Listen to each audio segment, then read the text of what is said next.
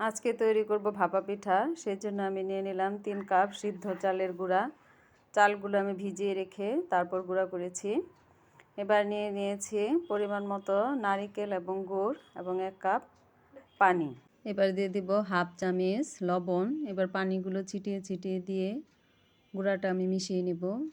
অল্প অল্প করে পানি দিবেন, এতে গুঁড়াগুলো পানির সাথে মিশে যাবে।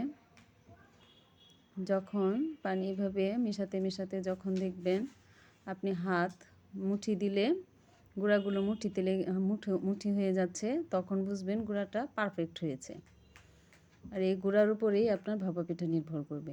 এবার একটা বাঁশের চালনিতে করে আমি সবগুলো গুঁড়ো চেলে নিব।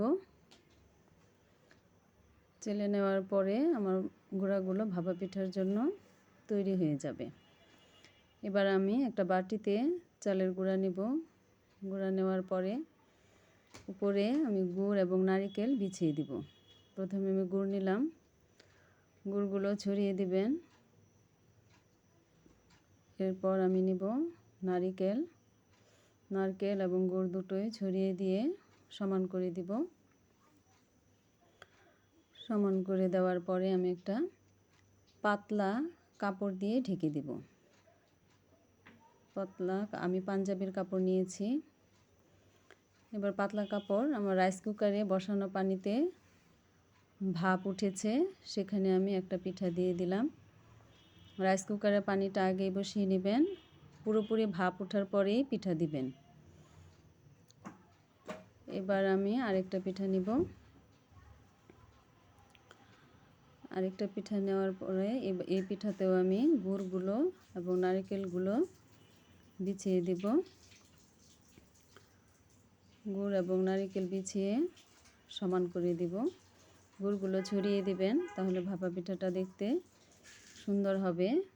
এবার আমি সমান করে দিব। আবার কাপড় দিয়ে ঢেকে নেব।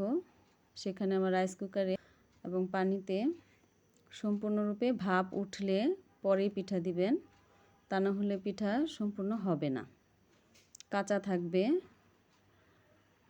আমি উঠিয়ে নিলাম এবং কাপড় দিয়ে ঢেকে নিলাম এবং ঢাকনা দিয়ে ঢেকে দেব 5 মিনিটের জন্য।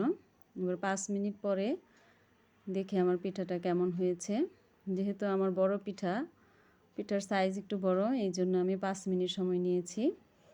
পিঠা পাতলা হলে কম সময়ে হয়ে যায়।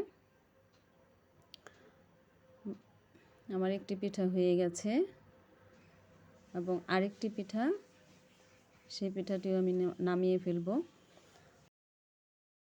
আমার 2টা পিঠা হয়ে গেছে। এভাবে আমি সবগুলো পিঠা তৈরি করলাম। খাওয়ার জন্য আমার ভাপা পিঠা রেডি। ধন্যবাদ।